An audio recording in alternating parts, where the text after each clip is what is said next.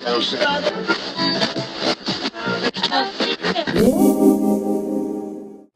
have a poll for today. I'm going to pose the question here, and if you guys will go to my ClearlySK Facebook page to post your answer, that would be real swell. Do you think the rich pay enough in taxes? I know what I think, but I'm really interested to hear your opinion. It's really crazy because all the time I see a lot of charts floating around about how wealth is split up in this country. And they probably look a lot like this one.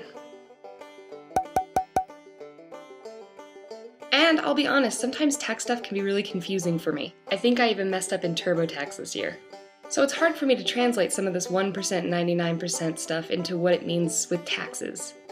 Obviously, I think that as the money you get goes up, so should the amount that you pay in taxes.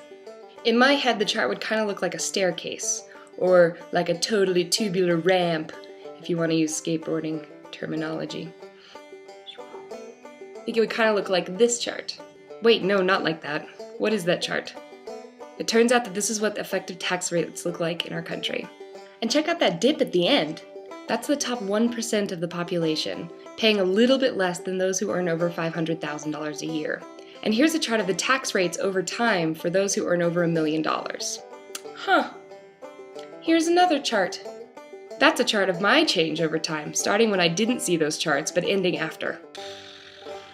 And the thing about it is that we need this tax revenue. A major reason that our debt is growing is because we've reduced the amount of revenue that we're getting in. And we've tried to make up for it by cutting things like education. And there are some people that think we should be making more cuts to things like Social Security and Medicare. And we gotta do something about it soon, otherwise it's gonna be my generation and the generations after me that have to deal with all of this burden.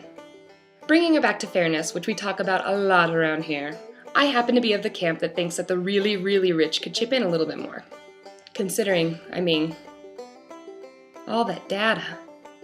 And that kind of leads me to introducing the Buffett Rule. The Buffett Rule is a tax plan that would apply a minimum tax rate of 30% on anyone who earns over $1 million a year. That would kind of work to even out the not ramp-like chart that I showed you guys just a second ago. And there's some pushback on the Buffett Rule, because some say that it punishes those who are just doing so well. But look at this last little chart. This chart shows the change in after-tax income over time.